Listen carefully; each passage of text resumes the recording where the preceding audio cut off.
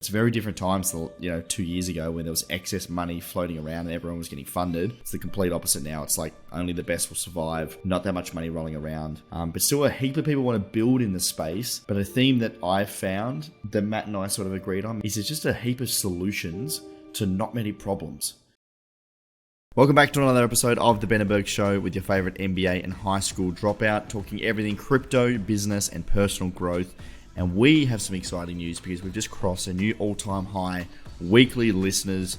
It is up to 244 unique weekly listeners. Thank you everyone so much for listening in.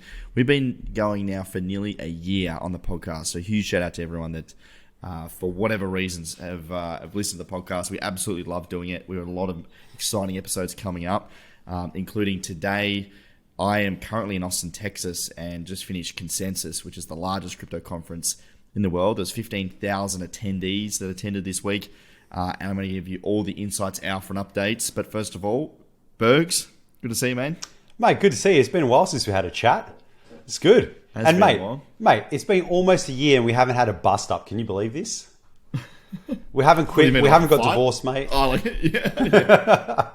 We've probably been close a few times, but no, we're good. I mean, I was reflecting on it today, because we're going to do a future episode on creating a podcast and, how to do it. And for me, I could not have done a podcast without a co-host. I'd be fucking 3 episodes in and be like, no, fuck this. It's all too hard. Yeah. So to do it with you, mate, and to genuinely enjoy it, that was the number one KPI, for when we started the podcast. It's like, if we stop enjoying it, we stopped doing the pod. That was the number one rule. That's exactly it, mate. And we've kept that. Some weeks we're like, nah, just can't do it. I've just had a massive week. Put it on to next week. We'll just schedule. And it's just worked, man. I'm really enjoying this. Really enjoy building it. Yeah, me too. So today we're going to talk about Consensus, crypto insights, what you need to know about the event, what you missed out on. To put into context, it is super expensive, these events. I don't know really why it's so expensive. It's $1,500 US for a 2-day pass, $2,000 US for a 3-day pass. So we were really lucky. We applied for a startup concession, so we basically got it for a third of the price. But you're talking $3,000 to go to this event, Australian. It's fucking ridiculous. I would never pay that amount of money to go to a conference. It's just stupid. How many days is it? So 2 days for the public and 3 days for if you got the 3-day pass, it was just some extra content on day one. That is crazy. Conferences do cost a lot of money, and usually because businesses are paying event hire costs a lot. Conferences generally don't make money. But the amount of cash that flows through there is just absolutely incredible. Well, 15,000 people at $1,500 is 22 point something $1 million of revenue USD. That's not including sponsorship dollars. It's not including, some of the high ticket stuff they had. There was the different tiers you could get of tickets, extraordinary size. And it's run by CoinDesk, so it's run by a big crypto media company, and they just promote themselves the whole way through it. It's like they get people to pay to come to their event and get sponsors to sponsor their event, and then they get to promote themselves to everyone. It's an unbelievable model. There you go. So they probably are making a lot of money. Otherwise, they wouldn't engage in it. Yeah, exactly. But look, there was a few key takeaways for me. We'll get into that, and at the end of this episode, we're going to do more of just a personal wrap up because we haven't done one a little while. So we're doing our meme of the week and meal of the week and talking about the US and everything else that's going on. But yeah, number one for me, Bergs, there was what we call sort of a AAA game being built, and they had a prototype of it at the event. So Web3 gaming, we know it's a massive sector, and there was a game there that's being built on Avalanche called Shrapnel. Now, Shrapnel is like a Call of Duty competitor, I'd probably say. They had 8 computers. They were playing like on LAN modes. They were playing against each other. And it looked wicked. The graphics were epic.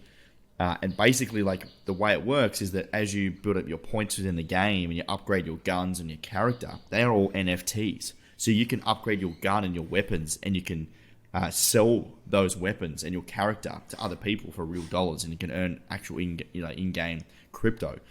And this is the first real evolution of what Web3 gaming is going to be like, where there's actually really cool games that gamers can make real money and build up their characters and sell those assets. So, yeah, really exciting. This game looked pretty sick. That's amazing to hear. If I got paid to play Apex Legends, I'll be on that 24/7, mate. Seriously, that is the little incentive that I need. because it was going hard, so I had to uninstall it, mate, because that shit's addictive. But then, yeah, I really wonder about the business model as well. Like, I like that it's on a blockchain, you own it, it's an NFT, you're creating value, and you own that value. But then I'm also wondering how it differs to just a controlled marketplace, right? So it'd be interesting to see how that actually plays out when it's at scale. Yeah, I'm not sure about like the sort of the token economics and how that all works for that specific game, but yeah, it's still early days. But yeah, there's a lot of VC money pouring into the Web3 gaming space, so I want to keep an eye out for sure. The next one was PayPal announced, so they've got crypto, so you can basically buy and sell crypto on Venmo, which I believe they must own. They announced that there's 60 million users on their Venmo app that can now transfer crypto out of the app. So I believe you couldn't actually send your crypto outside of the app previously, and now people can sort of send and receive inside their app. And there's over 60 million people that use Venmo, so that's really cool. I think it's really highly used over here in the US.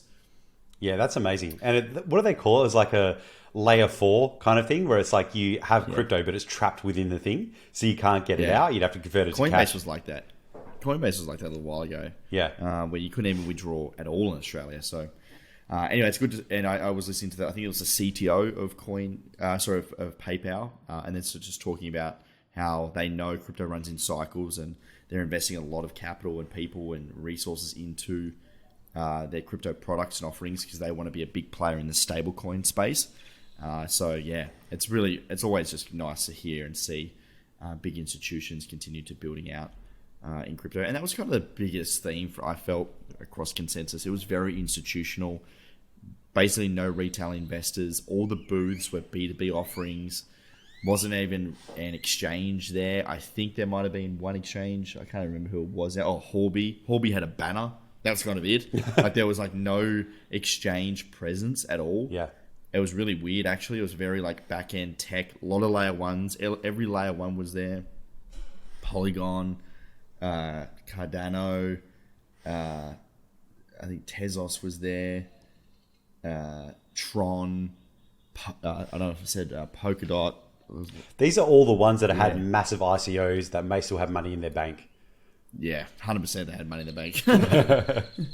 And they were sponsoring it everywhere. At the airport, throughout the city. They had like trucks driving around with their logo on the back of the truck. Like, yeah, they really went hard this week. But yeah, it was fascinating. And the other one was there's just a lot of startups. There was a lot of early stage crypto startups looking for capital, but there's not a lot of capital out there right now. There's very few VCs. We went to one investor breakfast. I reckon 95% of the attendees were startups. The VCs just really aren't backing any projects right now, and if they are, it's the cream of the crop. So it's very different times than 2 years ago when there was excess money floating around and everyone was getting funded. It's the complete opposite now. It's like only the best will survive. Not that much money rolling around. But still a heap of people want to build in the space. But a theme that I found that Matt and I sort of agreed on, Matt, our head of research, is traveling with me, is there's just a heap of solutions to not many problems, I find. Yeah. It's kind of like to a point where it's like, God, like, okay, cool, I get it, but like who the fuck is going to use that? And you're competing with a million other people that also is a problem that isn't that important. Like it's not like just screaming out at these, screaming out to get this problem solved. One company, one founder we spoke to raised at the peak of the bull market, pre-product, pre-revenue, he raised goodness knows how much at a $550 million valuation. He was burning $4 million a month, losing $4 million a month, and he was 2 years away from generating revenue. Amazing. And that is the ludicrousy of some shit that goes on over here. And you can see it a mile away when someone's giving you a pitch and you kind of need a telescope and it's got to have a certain lens and you got to point it at the moon and look at it just at the right angle. You can kind of see how they're going to get to the market, right? Whereas other people where they're like, hey, I've talked to 1,000 people. They all have this problem. They want this thing. I'm going to build the thing. Yeah. And yeah, the US market is just completely different to Australia, right? Could you imagine if the Australian Crypto Convention, Dave, comes out and says it's going to cost you $3,000 to attend this event. What, like just no one would go. Yeah, right? that's it. You just even at like $300, people are like, fuck off. It just doesn't happen. Our company, right? Talk to investors in Australia. They want to know what you have for breakfast. They want to know like your mother's middle name. They want to know everything, right? Like it is super high due diligence. It is not even like, okay, sorry, everyone should do due diligence, but it's more the point of just like, there's very few deals done in Australia. Come over to the US, mate, there's like, we're like an 80% strike rate of VCs wanting to meet with us. Like it's, you've got revenue, you're a product, you have a team, you're growing, you're in crypto. Oh my goodness, like let's go for dinner. Yeah. It's just a whole different ballgame. Absolutely. And I think if you look at just like market size and the incentives over there and YOLO capital as well, but a lot of that has dried up, but you really stand out if you've actually done something. You've got customers, you've got revenue, you've proven this out, and now you just need money to scale what's already working. It's a very different story to hopes and dreams. I was talking to one of our investors today, and the analogy he used was like, and where we are right now is like there's already a fire burning, right? So you raise capital to build the fire up, but when you're raising money to create the fire and you don't have anything there, it's a much harder ball game to be playing in. And we were in there last year. That's hard. That's hard it. Work. This sounds like a very institutional conference. Like all the big players are there. I think Matt was talking about MasterCard or Visa announcing another crypto thing as well. All the big kind of, you're right, layer ones and payments. Like that sounds like a really big thing. It was good. Like it's good to be just in a room with all the sort of heavy hitters. I met with a lot of different people, different exchanges, financial institutions, financial platforms, met a lot of startups, met VCs, potential partners. It was just really good to be over here. And like, I didn't consume much of the content.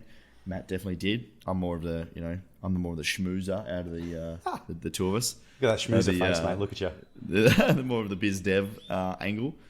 But, even getting meetings with, a really big crypto exchange from Australia happened here in Austin. Yeah. Right? Didn't happen in Australia because it just is what it is. But when you're there, you're in the zone. Everyone's here for crypto. It's for growth. It's for partnerships. You're just in the zone. So, What was your highlight of the conference, mate? What was the best part, or the most fun you had, or the part where you just went, "Oh wow, that's eye opening"? It was probably like.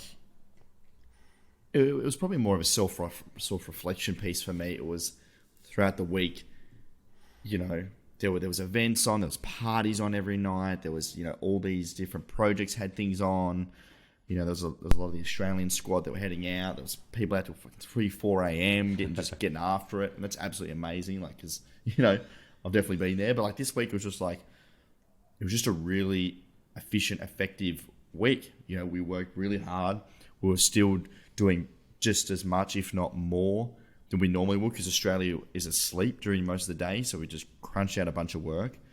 And there's just a lot of reception to our business. There's a lot of interest, really, and it's really exciting to talk to people that can see the trajectory, and have those conversations, and then come home, knock out a bit more work, go eat some tacos and watch the NBA. Like, it's fucking awesome. Then go to bed. I'm just been in a good routine. And did going to Consensus match your expectations, or were you expecting something completely different in your head before you got there, and then in reality it was just different to what you thought was going to happen?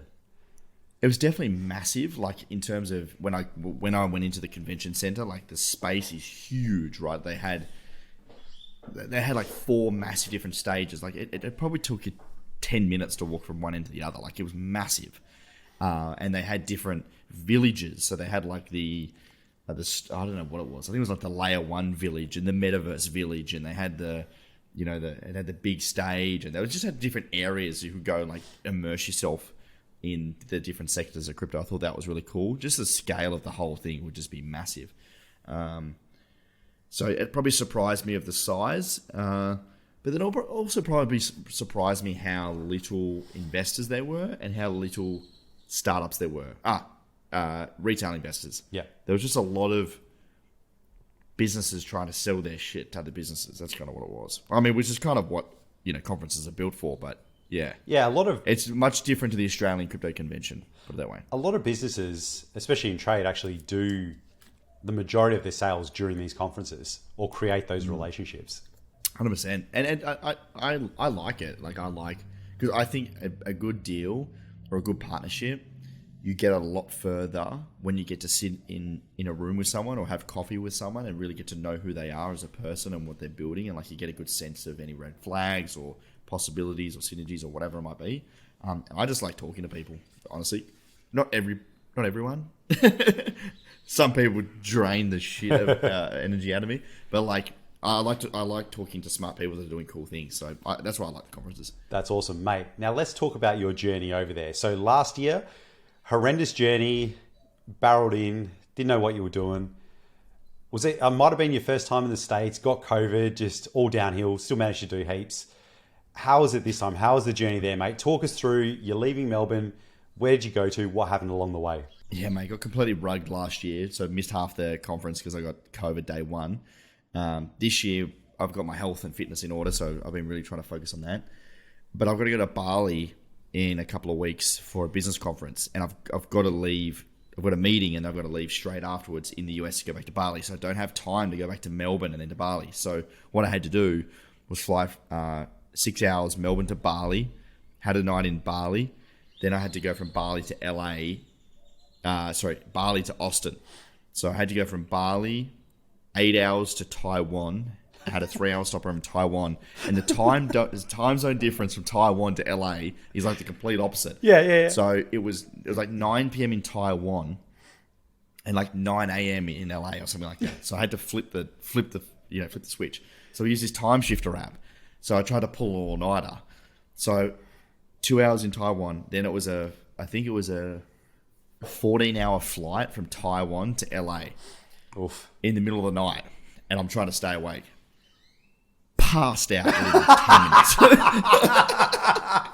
minutes. Classic. Completely knocked out. You're like, I am human optimization. I got this. It's all sorted. Get on the plane. You got a plan. 2 minutes later, just out, mate. It was literally. So I had movies lined up. I had work lined up. I had it all lined up.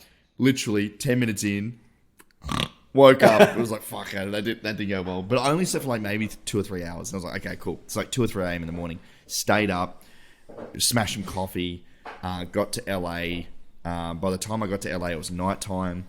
I was supposed to meet Matt. Matt thought I was at the airport, so he was waiting at the airport for me for like an hour and realised I wasn't even coming in until like another like 5 hours. So he went home. Oh, no. Oh, yeah, I know. Got into LA, went and got some food, and yeah, passed out. And then we went to Austin the next day. But that's when it all went downhill, the jet lag. So I was like, I went to sleep really easy in LA. I was like, great, like this is great. Then just copped it, mate. Like couldn't sleep. I was tired during the day. We slept on the plane for like 3 hours. Then I was just like 1 a.m. wide, looking at the roof, just going, fuck this. Finally fell asleep. Woke up like half an hour later. Fuck, like it was just so shit. It's the worst. So I just got up, went to the gym. And probably after 3 or 4 days, I got better. I was just super tired throughout the day.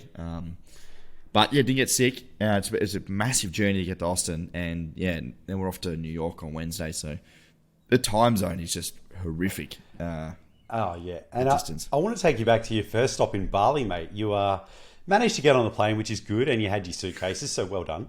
And then you land in Bali. And what happened, mate? So apparently you need a visa to get into Bali. Go up to the border. Go up to old mate. Yeah, we're just coming in, leaving tomorrow. Da, da, da. He's like, yeah, cool. Yep, visa. I hand him my passport. No, visa. What visa? You need a visa to come to Bali. I was like, fuck's sake. Well, how do I get one of those? I don't have one of those. He's like, over there. So I had to fucking walk. And at this point, I was just like, I'm not going to get in now. I'm going to be sleeping at the airport. This is going to be a disaster. It's going to take a week to get a visa. Couldn't find the booth. Didn't know where I was going. Anyway, found the booth. Turns out it was super easy. You just had to pay like $30 or whatever it was, and sign some documents or whatever and get a visa. But like at the time, I was just like, "Fuck, this is a standard Ben. Like, I need a visa. Don't have a visa." So I talked to the team, right? Because we had a bit of a catch up before our weekly meeting, and they were saying like they kept reminding you about the visa. Like, I don't remember that. they keep reminding you, like, again, have you done this? Have you? Yes, I'll do it. Didn't fucking do it. Doesn't even remember being told. Did you call Dave as well? Call Dave in the middle of the night. Dave, yeah. Okay. I just want to make sure I got this right. So Dave's telling me, the guy we work with, he gets a call from Ben like 2 a.m. He's like, I need a fucking visa. What's going on here? I can't get into Bali. And Dave's like, what the fuck? It's classic Ben. He's like, no idea what's going on. Barreling. Call Dave at 2 a.m. Mate, sort out my life. I see your emails. You're supposed to do this. I don't remember it, mate. Just sort it out for me. Poor bugger. I don't know why he stays around, mate. And then, I get a voice message from Ben. He's walking through the airport. He's like, man, I'm going through the airport. It's like Taiwan, Taipei, some shit. I don't even know where I am, mate. But you should see these people. They're in the gym. They're getting after it. They're doing this. They're doing that. All right, man, I've got to go. While you're walking through the airport. I was so fired up. So this was the thing. This is why I passed out, because I was just so fired up. Like, I was just in that zone where I'm just like, I've got so much in my head, and the plane didn't have Wi-Fi, so I couldn't get any of these ideas and like start working on it. And then because we started getting our Facebook ads starting to work, and for those, you know, we'll talk about that on a different podcast. But like we're working on this new marketing strategies, and it's really starting to work. So I was messaging Bergs. I'm like, dude, I'm so pumped up. Like, all this shit's happening. Like, I'm talking about CAC to LTV ratios and CPLs and like CPAs and all this sort of shit. And I was going to tweet about it, but I forgot. That's all I could think. I couldn't sleep after this because all I could think about was like CPLs, fucking, you know, CAC to LTV ratios, and like how we're going to optimize the call to action and the Facebook pixel, and why we retargeting at what like budget, and like I was like going out of my mind. And the more tired I got, the worse it got. So I was just in this perpetual loop of not being able to sleep, thinking about marketing. This is classic Ben. I'll get a voice message from him. He's like, oh man. He's like huffing and puffing. He's walking somewhere. He's like, man, I'm so dialed in. I can see the Twitter algorithm, man. I know exactly what to post. I know exactly how we're going to do ad targeting, how people come in. Oh mate, I got this new strategy, and it's just, oh mate, it's perfection. It is so good, man. You're just so jacked up. And mate, like no one else gets those voice messages. Like, there's only you that I would send it to stuff, right? Like, it's like me at my rawest strategic ADHD off the planet, like, ideas stage. And like, I'm going to say probably 70% of it's garbage. And you'll tell me like the next day, you're like, boy, this is a fucking terrible idea. Or I'll try it. Or like an hour later, I'll be like, that was a fucking terrible idea. Okay. But like 30% of it is like the goal. The first thing is, very few people on the planet would understand what you're actually saying. Because first of all, they need to speak Ben, right? And then after that, they need to understand, you know, business and all the things that go on, and then the specifics of the company, right? Yeah. But then I just give you brutal feedback where I'm just like, mate, you're full of shit, pull your head in, or actually that's a wicked idea, you need to double down on that, mate. And then it gets me pumped up as well. I'm like, oh lad, if we do it that way, then we can do this, then we can do that. That'd be sick, let's give it a go. And I think for those listening, like starting a company or being a founder, or like, you know, that is the job of the founder or the CEO, the business owner, is to come up with the crazy ideas, to be strategic. You know, your job as a founder, as a CEO, is to make sure there's money in the bank, you have the right seats on the right bus, and the bus is going in the right direction. That's your three responsibilities. And, you know, if you enjoy those three things in the business you're in, I'm so grateful to love what I do. So everything that I think about strategically, I get so excited about and pumped up, and I'm also super competitive. Yeah. So like everything needs to happen right now. We need to be the best. And if I see someone else doing something better than us, it's not from a lens of, you know, fuck those guys. We need to be, you know, being better. It's just like, why aren't we better? We need to be better at these things. Yeah. So it's like a continual process of iteration, learning as much as I possibly can about a subject or a topic, consuming as much as I can about it, and then building our own version. And then that's when I always like would message Bergs about this, you know, this new iteration or like this new understanding I've got, or a strategy or whatever it might be. And it's so good to have someone to bounce off, because Bergs has a really, you know, incredible strategic mind that thinks about things in a completely different angle. Like if you think about it, I'm more of like, you know, we need to go, you know, we need to get to Thailand, right? But I don't have no fucking idea how to get to Thailand, right? So I'm gonna tell Bergs all these ideas around like why we need to be in Thailand when we need to get there.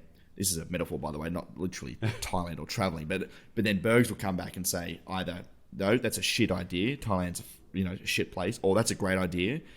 Here's how we can get there. And that's having that person on the other side is why we work so well. Exactly. And two other roles that you have is to be the chief evangelist and pushing the boundaries. So you're the biggest champion of the company and you're always trying to do better.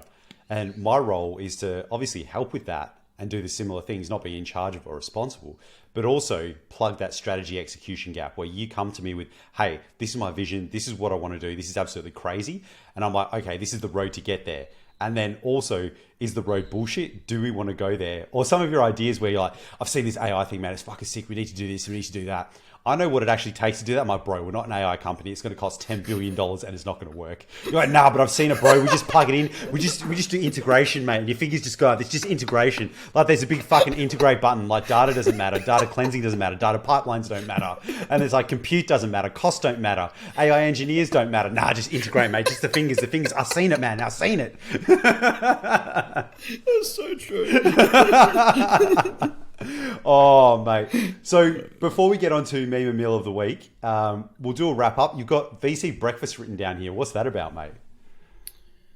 VC breakfast. So we went to a VC breakfast, and this was. I'm going to do a deeper episode soon, if you'd like. So listeners, if you want this, please let me know. I'm going to do a deeper episode of like how we raise money, because I learn a lot. I made all the mistakes in the world, and I learned a lot raising out. We raised $1 million USD, $1.5 million sort of pre-seed last year.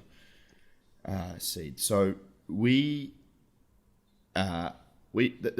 for those that raise money, you would know this. The best way to raise money, or the best way to get meetings, is through referrals. So Bergs has an investor friend, and he refers me onto him, and does a warm introduction. The reason that's so good is because there's already trust built, right? There's already social proof that we are someone to somebody. Right? If you're just going out cold to a bunch of people, you've got no credibility, no social proof, no anything. So you're starting scratch. So what we did on the weekend or last week was we applied to this startup breakfast where we basically gave all the information on our company, and then there was a bunch of different VCs that selected the companies that they wanted to have meetings with. So it was like a version of a warm intro, because this company basically did an introduction to these VCs. So we had 3 meetings, 15 minutes with VCs that wanted to meet with us. And the conversation at that level, you've already passed all the bullshit of just like who you are, where you're from, what do you do, like are you just a scammer, like all this sort of shit. And you're straight into the beans. And that was a really cool way to meet with VCs. There was like Animoca Brands, Crypto.com Capital, there was Sequoia, there were big dogs in the room. And that was really cool. Matt and I went down there, smashed out a few VC meetings, and then run out of there. So that was just really cool little experience. That's a good way to run it. I must say, you don't get that shit in Australia. I love Australia, but like you don't get to go, as I was saying to Matt, you don't get to go to a VC Web3 breakfast and meet the leading VCs across the world in Australia. Like, unfortunately, you have to, in my experience, love it or hate it, you have to invest to get out and just get after it. It's the only way I've found to win in this space, or just how I've been able to grow our business, is you just have to do the shit that no one else is doing. Yeah. You have to do the hard thing. You have to do the hard thing. You have to go to Dubai on grand final day and like be over there for 6 weeks and not know a fucking thing. You have to travel and like just, cold introduce yourself to random people and be like just that weird guy from Australia. Like you have to give up on things. You just have to do it. There's no other choice. Yeah, and that's what it takes to succeed. And Australia is small. It's a test market. We don't have the massive institutions and universities that are masquerading as universities, but they're really hedge funds, or the massive VC funds that are in the States. We just don't have that here. And that landscape isn't going to change for a very long time. So you have to get out there. You have to chase it. You have to go to the market. You have to go to the place where the things are that you need. And it's very uncomfortable. It is. But it's also relatively easy, like in a sense of you just ask people that have done it before. I've never done this before. I just ask the right people. Go on clarity.fm, search in what you want, and ask the experts what you need, and they'll tell you how to do it. That's how I fucking did it. I did it from Australia. You type in clarity.fm. I typed in, how to raise money in the US. I met the CMO, ex-CMO of Expedia from Canada, who's now my advisor, and he literally told me how to do it. I just went and did it. This is the hard thing, though, where what you've done is a well-trodden path, right? Like there's a way to do it, and people know how to do it. But this is the equivalent of saying, hey, it's super easy to be fit and healthy. All you got to do is eat right and exercise. Yeah. But nobody wants to do that shit. How much do you want it? And are you going to do it? And are you going to show up every day and improve? That's the hard part. Very true. Very true. The consistency, the 1%, the fucking late nights, the sick stomach that can't afford it, all the shit that comes with it. That's the execution, the strategy. You're right, because you can do strategy till the fucking cows come home, but unless you're actually doing the thing, it makes zero difference. So this is one thing I saw on Twitter, speaking of strategy, where people are like, oh, the fucking guy at company is like, oh, I do strategy. And it's like, what the fuck? They reckon they're just the laziest people on the planet because they'll write a strategy and that's it. And to some degree, I agree with them. I really think you need to go and have a great strategy, but you need to have a plan to execute on it. And you need to be able to explain to the people how to execute on it, how it fits in, motivate them to actually achieve it, measure it, and then help those people as well. That's the exact thing. You can have a great strategy, you can have a great plan, but you need to execute. Yep, spot on. Mate. And you're not going to get it right from the start. You're going to fumble the ball, you're going to fuck it up, you're going to do it wrong. Even as a recent example, I started this new day in the life videos, right? Did the first 5, had a strategy, executed, tried, and I need to iterate it. But I wouldn't have known this new strategy, this iteration that we're making to make it better without doing that first thing. Same with the podcast. Our first 20 podcasts were shit. Look back now, iterate it. Our product is iteration. Capital raising. My first 20 meetings got laughed out of the room. I looked like an absolute idiot.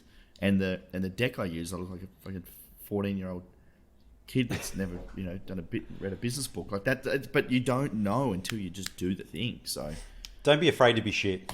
Everyone's shit. It just means you're starting a new thing. And if you want to get good at that thing, you're going to be shit for a while and just accept it. Yeah. And it'll make you feel uncomfortable. It makes me feel uncomfortable and anxious and frustrated that that was that bad. But I've now learned that you have to do that. I now turn it into a positive. Okay, think about it a little bit. You didn't do that before. Now you've done it. Now you know how to improve it. You wouldn't have been able to do that unless you actually did the thing. That's so interesting, where I don't get anxious about being shit. I get disappointed and have regret that it took so long to even try. And I'm like, I'll do the thing and then I'll be like, oh, I'm really shit, but I know in 3 or 6 months I'm going to be great. But if I took a month, 2, 3, 6 to actually start, I'd be like, fuck, I should have started early and I would have been so far ahead. Mine's like the procrastination before I start. Why is is it a fear? Is it an ego thing? Is it just a can't be bothered thing? Is it a... Oh, it's all of the above, mate. So it's some of it is ego, where I don't want to be shit. It could be I'm anxious about the thing, I don't want to do it, and I've made up a reason in my head that's never going to happen. That's blocking me. Yeah. Or I put it in the all too hard basket, when in reality it's super easy. You just have to go and do the thing. Yeah, it's heaps of things, man. Because I feel all those same things, but it's from probably going too fast. So I'll just go and do the thing, and then I'll look at it and be like, that was fucking shit. Why did I do that? That was terrible. I should have done it this way. But the reality is, in both circumstances, no one gives a flying for who's anyway. Yeah. No one cares. Exactly. It didn't change anything. And even in mine, it might be like, oh, I need more information. I need to read more about it. I need to understand. And no, you just need to do it. You understand by doing. You get more feedback by doing. But it's harder because you're constantly getting punched in the face, which no one wants to do, right?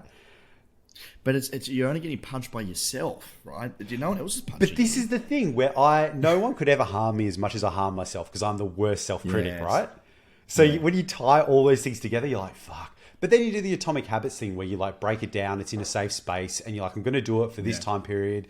The worst thing that happens, great, I can accept that, and then you go and do it. But it's getting to that point is that psychological hump you have to get over. Yeah. Amazing. It's a good conversation, man. Right, how good. Now, mate, let's get into some eats. So for those that are new to the channel, every now and again we do a meme of the week in the middle of the week. We actually used to do it a lot more often, but I feel as though there's been more important shit to talk about, and not everyone cares about our personal lives. So if you don't care about this, feel free to skip. But for those avid Benamugs listeners, the OG listeners, you'll know that this was one of our favourite. True fans only, baby. True week. Fans.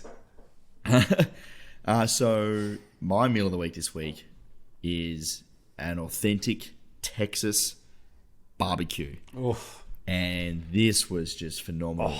So what we've got here, we waited probably 30 minutes in line. So massive line, Friday night. You could smell the meat. They had the, I can't remember what they call it, but they had the shed at the back where it's like smoking all the meats and smoke. It's all happening. You get in and burgers, mate. This is just phenomenal, right? So it's all processed out. They've got it down pat. So you get your tray, you get your sides. So I went the coleslaw, and I went the big mac and cheese, mate. And this mac and cheese, it was just like, you just know it's not good for you because that's how good it tastes. You can feel it like hardening your arteries already. Yeah, you just know you're just shortening your life on every spoonful, but it's so good. And then you take the tray and you go to the meat selection, and they've got, mate, there's like 7 people behind the desk, right, behind the table, and they've just got all these meats. They're like, what do you want? You had sausage, you had pork ribs, beef ribs, you had like brisket, pulled pork, wings, hot links, brisket, pulled pork, all of it. Yeah. So I was like, fuck, what do I get? Fuck it, I just get all of it. So I got a beef rib. This beef rib, mate. Oh my, this is the best. That was looks juicy as class. Oh man. They gave you plastic knife and fork, so this thing was like bendy. You didn't even need the fork, mate. You didn't need the knife, just the fork. You just brush the meat off. Like, it was just phenomenal. Had some pork ribs, got the beef ribs. Yeah, dude. And then smashed a heap of mac and cheese. Got a cup for the soda fountain. This cup, mate, it was like a fucking 4 liters bucket. It was 4 liters, mate. I filled it like a quarter and I couldn't get through it. Like, everything's just in massive sizes, and just nailed this. It was just phenomenal. So barbecue meat. This was a 10 out of 10. It was sensational. Oh, did you have any smoked beans? Have you had those before?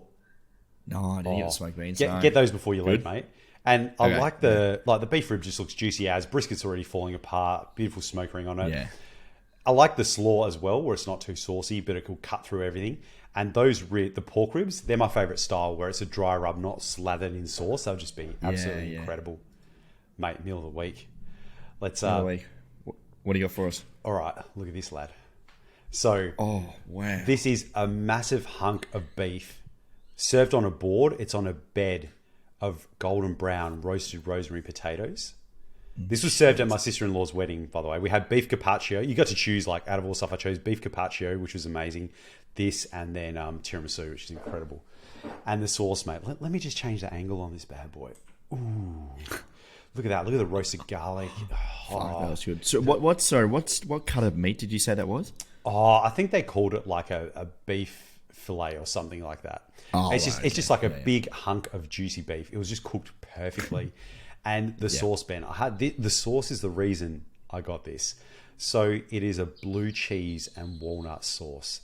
So it's just like big stanky blue cheese, and you just have a spoon like just like instant stank face, mate. And then you got like the crunchy but softness of the walnuts and the bitterness. Just slather that on, dipping the beef in there, and then dipping all the potatoes in, mate. I had the best time with this thing. Mate, this is just a 10 out of 10. I could not improve this. Yeah. And because the meals were so big and this was at a restaurant, people were just like, I'll just take this away. So a lot of people ordered this and they ended up taking it away. So what we did the next day was we ended up making pizzas and putting them in the wood-fired oven at the place we were staying at. So we ended up putting like beef, all the sauce, like roasted potatoes, everything on these amazing pizzas and calzones. Oh, bro, it was incredible. Like, just seriously, I'm right into my pizza making at the moment, and I've pretty much perfected my Napoli like dough. So it's like beautiful, like soft but crunchy, and the toppings you could put on. Oh my god, it's just a whole new world. I'm just loving it, mate. This was a 10 out of 10 for me, mate. It was incredible. There's nothing better than just a good steak. Oh, chips and veg or something like that. You know, like, when it's so simple and done well. Even now, like, I've started doing meal prep, and I'll just get all these vegetables, put it in a tray, and then just put chicken on the top, or like beef or whatever I'm doing. Nice. And when the fat just goes into the vegetables, it's just incredible. It is so, so good, man. All right. Amazing. Now, we're going to jump into meme of the week. We haven't done this in a while. We're going to have to bring it back, mate. We're just going to have to get amongst it. All right. So I've got a few here. Those on the pod. This is Newman from Seinfeld. He's a portly man. He's asleep on the couch.